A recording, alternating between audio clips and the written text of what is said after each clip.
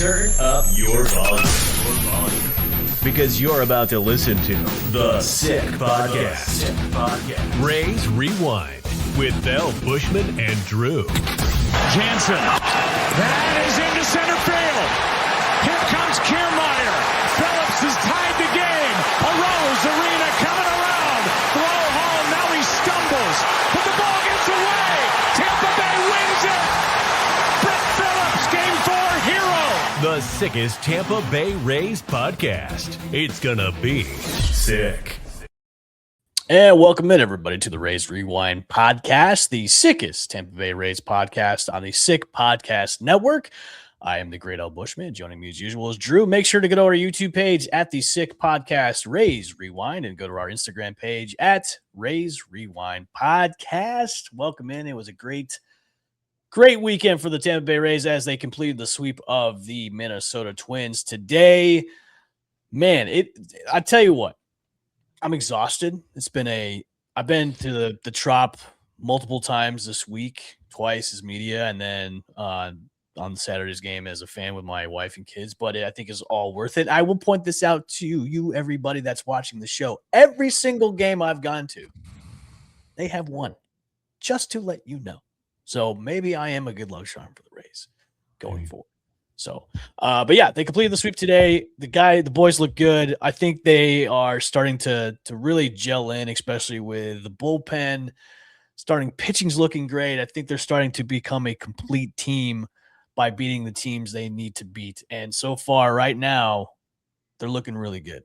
They're looking complete, and they still got guys coming to be reinforcements too. And I think what's great about this is the guys they've brought up to kind of fill in those holes. They've been actually helping out the team take these series and look good as a great baseball team. And they got the second best record in the league right now in the American League, second to the New York Yankees, who they swept not only a few weeks ago. So, Drew, did you happen to take a gander at the series this weekend? What were your thoughts so far? Yeah, I didn't. I watched all three. You know me, man. I'm not missing games if I can help it. So, yeah, they keep beating the teams that they need to beat. You look at their schedule. They've had a really weird schedule. Obviously, part of that was because they put them on the road for 9 games with the Trop being renovated. But they've played all the NL Central teams already. Yep. And I think the only team that's not a quote-unquote Central team is the Yankees. So they've only played 3 AL teams this year, the Twins twice. Yep. And they're 11-1. I think they're 12-1, maybe 12-1. They 3-5 against the Twins, 8-11. Okay, so 11-1, yeah, because they played 4 3-game series, so 11-1. They're coming off. I would have liked to see a better performance against the Reds. They really didn't. After that base, I know we're talking about the Twin series, but like thinking just back, they had bases loaded in the bottom of the first, in the very first game against the Reds, didn't cash in at all. And then they really just weren't competitive for the rest of the series until Wednesday. But it was good to see them salvage game Wednesday and then carry that right in through the off day against the Twins, who are struggling. Yep. I think they're like 1-8 in their last 9, maybe 1-9 in the last 10 now. And the Rays are 14-1 against the AL. Yes. Total. Yes. Against the NL Central, not so much. They're pretty bad against them. Yeah. So I'm glad to see them continuing to beat teams that I think matter more at this point in the season. Again, I think every game means the same, but as I mentioned before, you think about tiebreaker scenarios, and I realize it sounds crazy to think about this early on, but there were so many times last year, and even in 2024, where you were, where the team had essentially higher hopes of being a playoff team at this point. Your expectations were higher, and they were losing games against teams that would potentially be threats down the line. And the tiebreaker scenarios being so cut and dry of just you got to win the head-to-head. Yep. And again, I'm not saying the Twins and the White Sox, but are necessarily going to be in the playoff hunt. But you never know what's going to happen. And so for them to already have 3 wins against the White Sox, They won the season series against the Twins. They obviously swept the Yankees, and the goal is to win 7 of those games against I'm just more of the same this weekend. It was great to see them get out to leads. I don't think they ever trailed. I don't think they ever trailed at all. They in and this series at all. No, they didn't. the pitching got out of some tough jams. I mean, they had 3 errors yesterday. On Mhm. Saturday, it didn't really come back to bite them. I don't think that's always going to happen.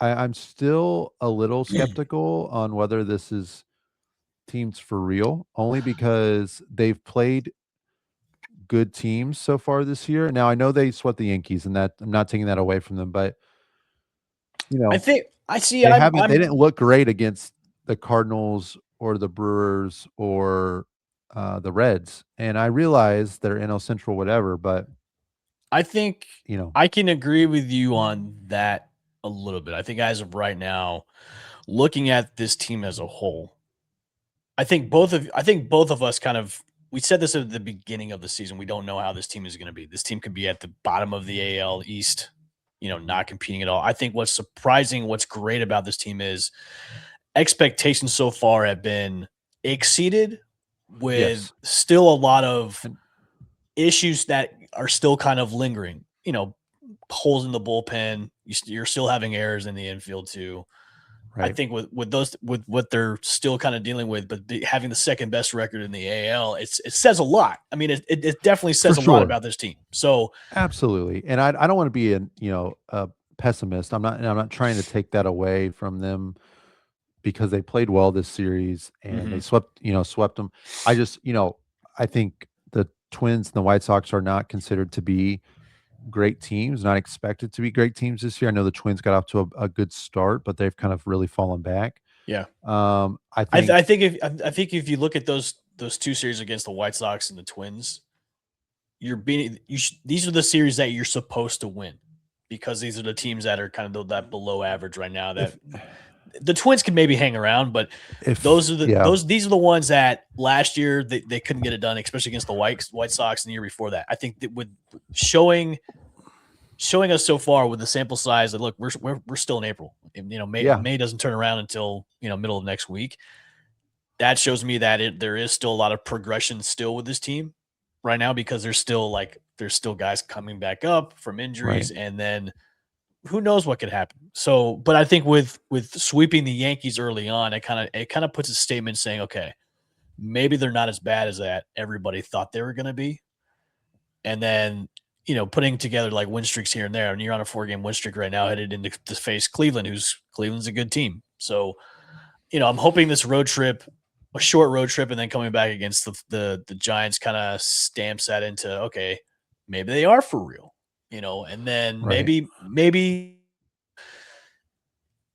with the issues that they have are going to be cleared up over time because they've certainly gotten better over each series. And I from being there front and center, being in the press box, and I want to thank the Rays for having me there for the couple of days I was there this week, being in the press box and being credentialed. I thank you very much. Thank you guys. With the access I had to have it firsthand, that's the progression I want to see. I don't want to see regression that we saw last year, or the year before that. I want to see progression. And that's what we've seen so far it's the baby steps that ultimately is going to be fully complete. So that's what I'm happy about so far. And what's good about it is guys that, we're not looked at as impact players are actually making impacts, which is good. Yeah. I think you're right. Baby steps. I'm certainly I'm feeling good about the team right now. I mean, you never expect a sweep. So like in the micro picture of what's going on right now, you mentioned it, second in the AL. And the only other team ahead of them is the Yankees, who they, swept in the Trop. So I'm feeling great about the team. I'm trying to look ahead. I'm thinking, okay, the Guardian series coming up. I'm always like, how can we keep this going, or are we about to see this come crashing back down? Like a huge wall that's going to go. Right. And the Guardian series is one that I think the last few years would give the Rays trouble. It's the Guardians never beat themselves. And they always seem like they're unimpressive, but they've got good pitching and they always play the Rays tough. And So I look at like this next week because then you get into the gauntlet of AL East play. Yeah. Where I think like 3 or 4 series in a row are against AL East opponents. I'm just kind of, I know one's on the road, one's at home this next week. I'm kind of looking at this as like okay, let's look at it as a 6-game set. If they can go 4-2 and, get another 2 games up over 500, I think they're 16-11 right now. Yep.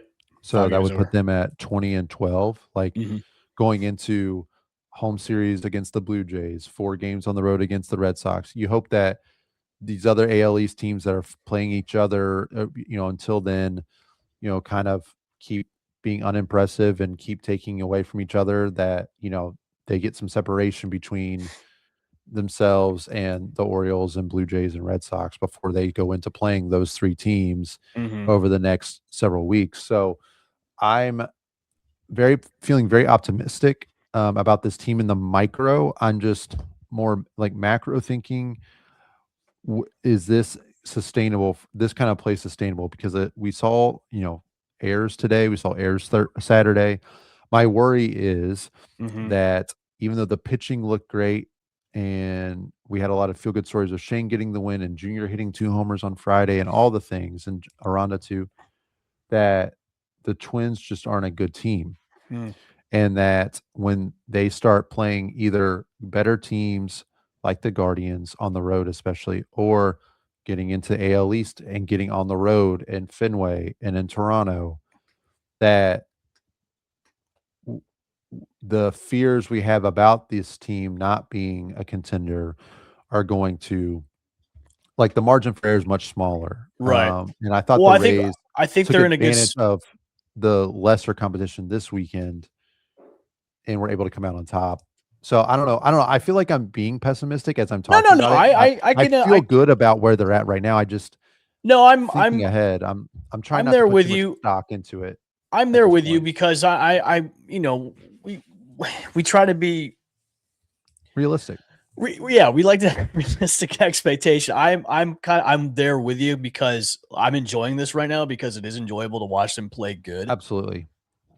There is a part of me that is in the back of my mind. Okay, the wheels are going to fall off any minute, and it's going to just be hell. And they're going to go on a huge losing streak, and it's just going to be back to Loserville. So, but that's just like a small point of me. That's just a small, like, little inkling of my mind right now. It's like, okay, they got the Guardians coming up, and then they come home and play the Giants, and then they go into the AL East to play the Red Sox and Blue Jays. But the Red Sox and the Blue Jays are in, I wouldn't say free fall right now, but the Red Sox just fired their whole coaching staff, and the Blue Jays are hurt. So I tell that's you why what, you got to take advantage. You got to take exactly. You got to take advantage of it. They're not always going to be this bad, right? And they're at a good spot where they're going to be playing those AL East opponents where if you beat them and you at least take 2 out of the 3, or you sweep one of those series against the Red Sox or the Blue Jays, you're creating that separation which you were talking about, which kind of gives them a little bit of a buffer zone if they hit that wall. Because right. I think the only thing that's going to beat them going forward is themselves and injuries.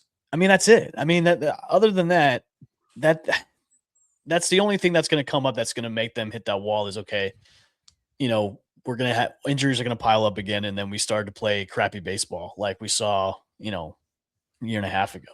So I think I can sum it up for me. I'm very much still in a prove it to me type mentality that I'm not convinced yet about this team being #good.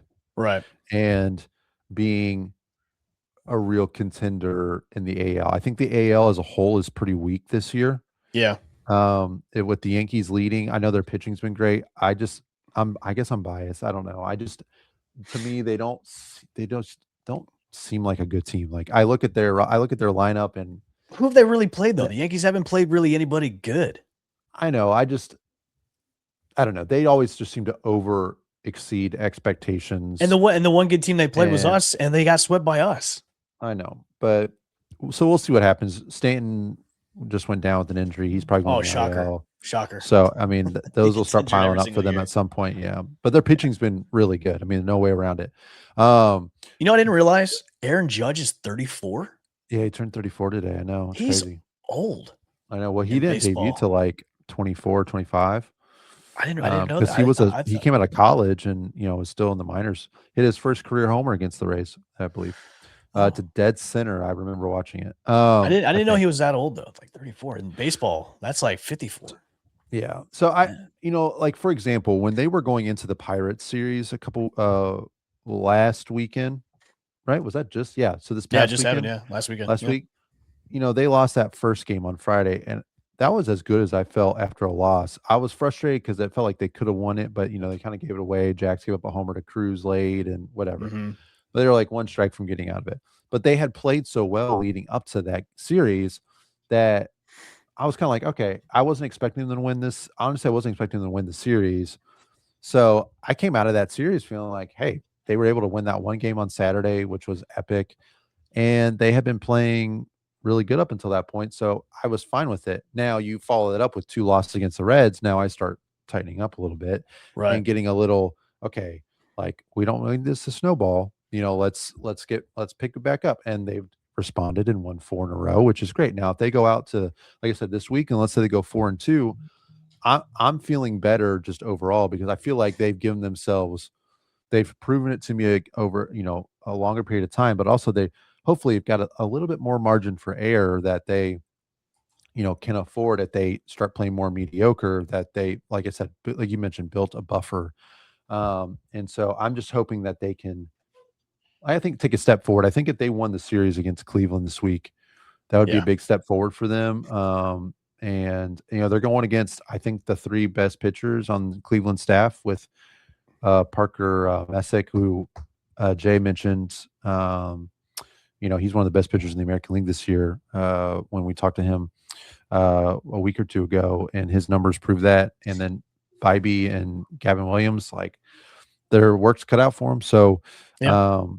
I don't know. I'm excited about where they're at. It's always hard to sweep a team. I'm trying to figure out where I am on how much does it mean, like what does this really mean for the team, as like how I view them big picture right now. And I think I'm definitely still in this prove it, like I'm not sold yet. I gotcha. I think the fielding errors still concern me, the bullpen still concerns me, even though they've tightened it up for the most part. I feel like we've not really seen. Cash was playing fast and loose with the bullpen today, going who was it? Sulcer, but after So it was Jax was the opener. Solid 2 and 2 1/3 with him, and then and then Schultens, and then Schulzer, and did then he go right to Sulcer? Yeah, I was just he went shocked Sulcer.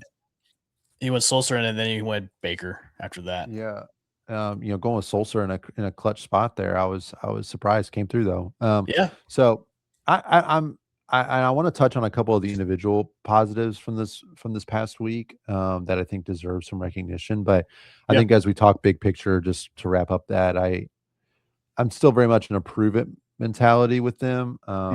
Again, because I think just big picture errors and bullpen still concern me enough that I'm not convinced that this is a playoff team yet, even though they're playing great. They're winning games right now. I'm not going to argue that sentiment because we're still in the first month of the season. And it's still early. Yeah, it's still early, and there's still a lot more baseball to go. I'll go back to it. I like the way they are.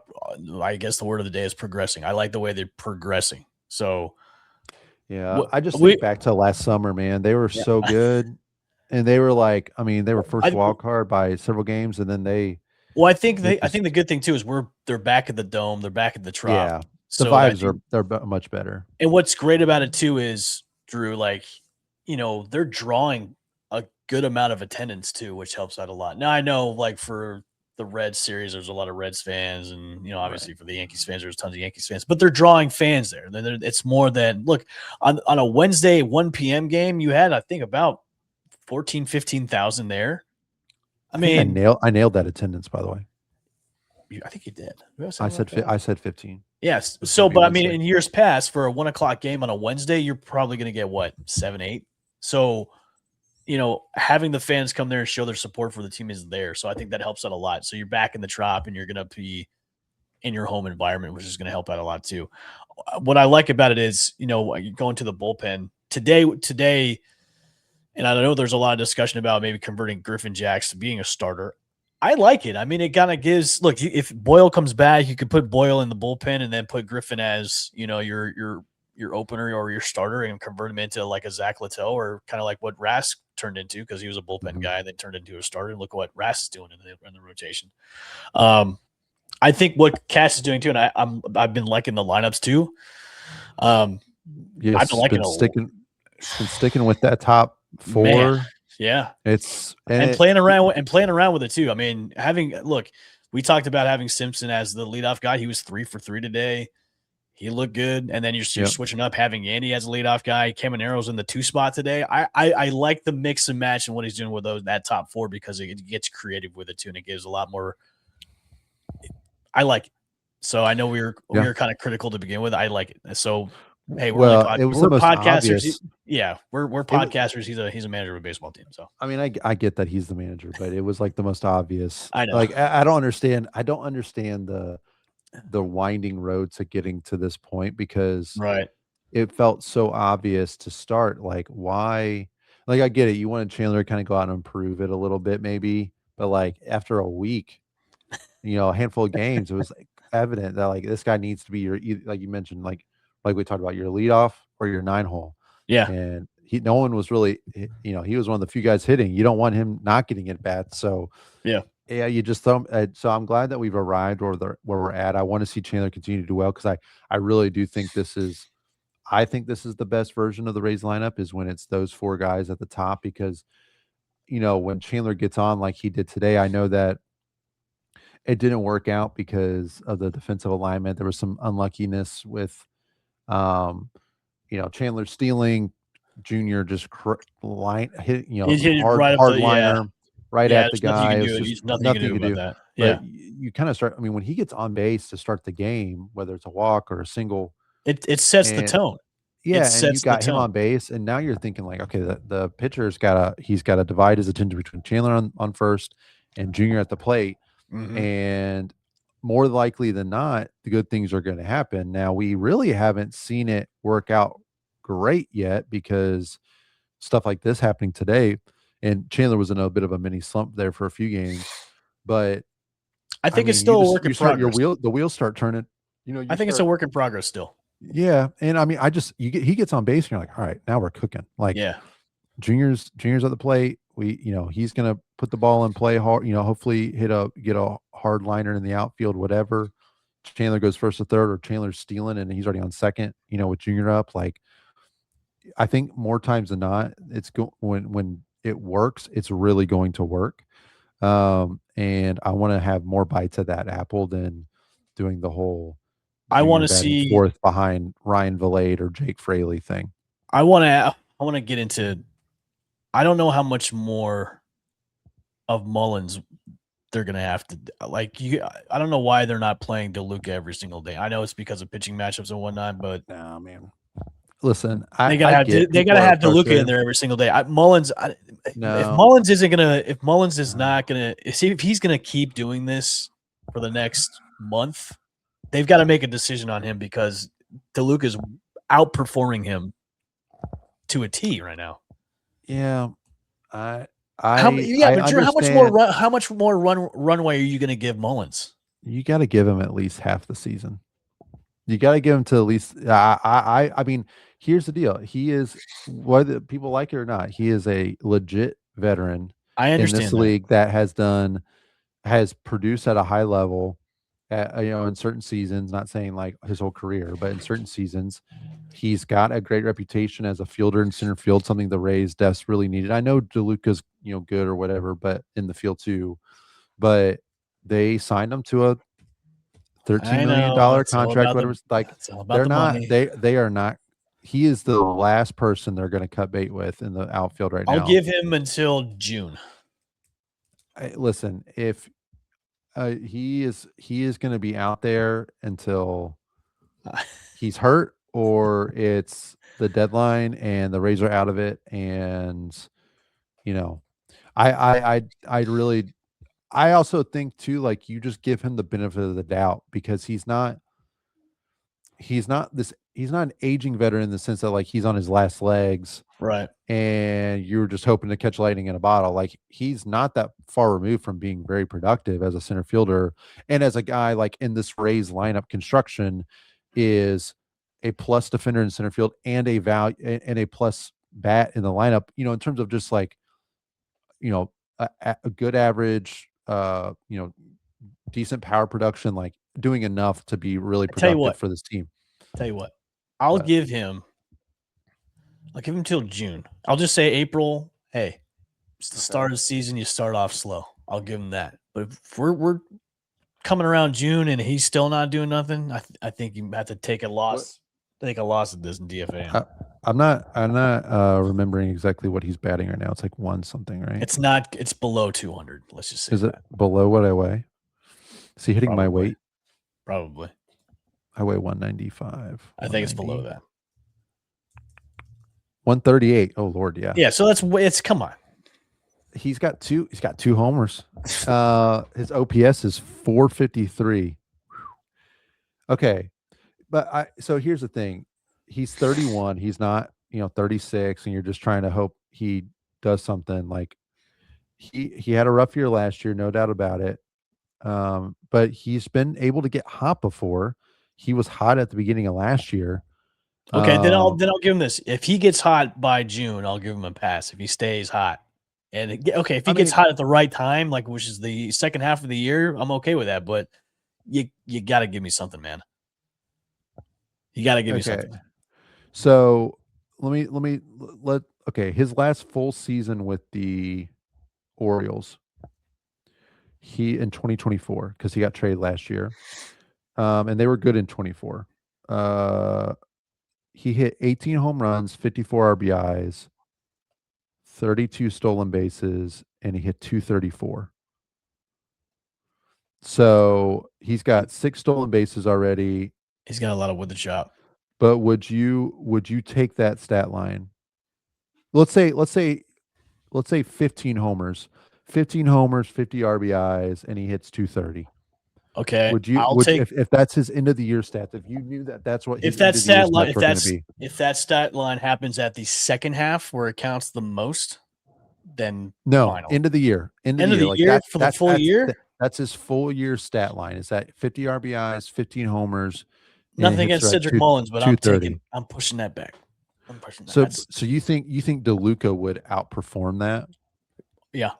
Because that's essentially what you would be betting on. Yep. DeLuca and or Melton, but Melton's hurt now. So I would say DeLuca can outperform that. But he's got to play every day. Yeah. I don't know. I'm not sold on DeLuca every day. I feel like he plays well in situations that the Rays put him in. I'm not sold on him every day. Yeah. Okay. I think Cedric's great, but I think if he's going to continue this, it's not. What did they pay him? $7 million? That's no. I thought it was 13. 14 million. No, wait. They signed so many left. They signed so many veterans this year that I know. Well, Matz and Martinez were like 12 and 14, and then what was Mullins? Oh shoot, I don't know. I don't have it on my. Hold on. Oh, okay. Hold on. I got the article. 7.5. Okay, so it's not 7.5. I think I was getting him confused with Steven Matz or Nick Martinez. I think. Yeah, Matz and Martinez were both in double digits for their contracts. I mean, it's a mutual option for $10 million, which never gets picked up. So it's essentially a 1-year deal at $7.5 million because he's got a $500,000 buyout. Now, obviously, I don't think the Rays are afraid to move on from a $7.5 million contract. Just go make a trade. Go make a trade for this is or something. This is just not a hill as a rental. This is just not a hill that I'm going to die on and put energy into, simply because knowing the Rays and being a fan for as long as I've been a fan of the Rays, they are going to give him all the opportunity into the summer and into, like I said, trade deadline season, all-star break, whatever, to say, hey, this is what we got you in here for, be the starting center fielder.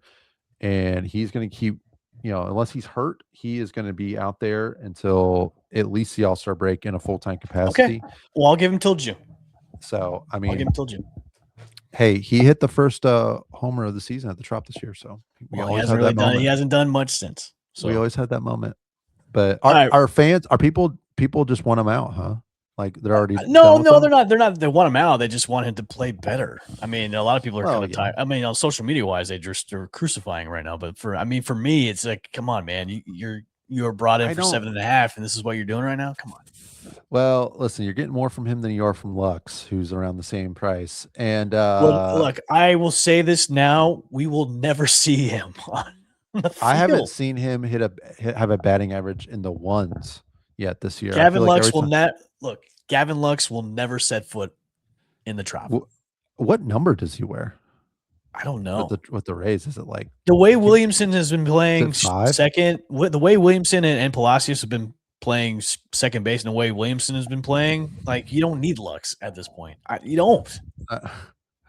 Yeah. Well, You don't. Williamson has been really good at defense, and he's been hitting the ball. He's been crushing the ball and playing good defense. You don't Lux. What was the last report on Lux? Is he still having the cranky shoulder or elbow he has right now? He played. He started a new rehab assignment in Durham because he had a different injury. He played, I think, the other day. I don't know if he played today. I didn't look at the stats yet, but because if we'll end the show with this because we're running along. I think if he's ready to, are you really going to send down Palacios? Are you really? That's a tough decision, man, because he's been playing good too. I don't know. I say you make a trade with Lux. Trade Lux somewhere and get a reliever out of it. I don't know, man. I know. It'll be interesting to see. Listen, before we sign off, we do need to touch on real fast. Yeah. Shane McClanahan and Nick Martinez dominated. Great starts, man. Nick Martinez, eight innings pitch, obviously. I was incredible. I know he was up there in the for me of this entire season. I know he was up there in the pitch count, but like it being at the Trop for that day, everybody was like, put him out there for a complete game, man. Put him out, but like he could have gone. He could have gone for a complete game, but he was masterful on the mound against his former team. He looked fantastic. He looked great. Biggest surprise, bar none, of this entire season is Nick Martinez being like. I think I expected him to be a good innings eater type pitcher for the Rays. Not spectacular, but not unspectacular. And he's been great. Future guest on the show. Oh, maybe we'll see. But I'm just so pleasantly surprised with him. I mean, after watching him in that spring training outing, I just cannot emphasize enough how bad he looked, and I'm just shocked at how he has pitched this year in the best way. Like, he's just been such a great addition for the team and exactly what the rotation needed. And Steven Matz too, obviously we're not discounting him, but Nick coming in, like you mentioned, they were on a 3-game losing streak. Like Reds had their number so far and he just shut them down. And so Shane on Saturday was like vintage Shane McClanahan. That's what you wanted to see out of him. And I think he was jacked up too, man, after that. I'm loving the emotion. I'm loving, like, I wasn't thinking about that going into the season with Shane as much. Like, it's just great to see him back. I'm loving like the little storylines we're getting from him, just kind of him seeing him experience these milestones for himself as he's coming back. First win at the Trop. And I love again, I keep talking about his interviews after the games, but they're good stuff. I mean, if you guys are able to find them online, I don't know if I watch the post game shows. But I love hearing the comments. I love the emotion from him. I love the comments about the community and him playing in front of the fans. And I love the responsibility he feels being. I love the fact that he's such a competitor that I think he's on our team. Yeah. Also too, I think every start for him is a live or die situation. Yeah. You know what I mean? Awesome. It's like, I want this so bad. Like, I want this so bad to go my way. And Saturday went his way and he looked great. He looked like vintage Shane. And I think that's going to bode well for the rotation going forward. That's having him keep ramping. Like I'm telling you this too, Drew. I think the ramp still continues. I don't think he's for sure Super Saiyan Sugar Shane just yet, but it's coming. So I wonder when that 6th inning starts going to be. I wonder when he gets into the 6th. That'll be the next big milestone, is him pitching into the 6th. I'm going to say it'll probably come next month. They'll start to do it. Probably middle tail end of May. Yeah, you'll see him go that. Maybe longer. Memorial Day kind of timing.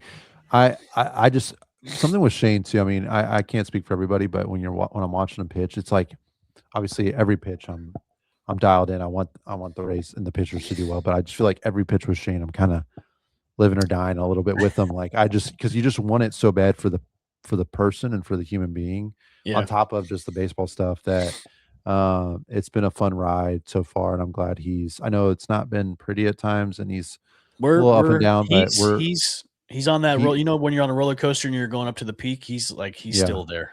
He's inching that way. I don't think any Rays fan is disappointed with what we've gotten out of him so far this year. He's been fantastic and a great watch on television too. He was great watch live, man. Hats off to him and Nick, and hopefully they can keep it going against Cleveland and San Fran. So we'll see.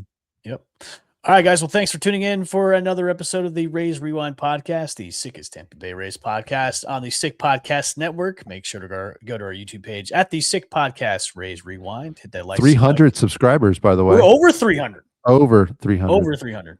No giveaway for that, but we're over 300. And go to our Instagram page at Rays Rewind Pod. We'll see you next time, guys, when we are our next episode. And we might have a couple of guests here in between. You never know. So stay tuned. We'll see you guys later.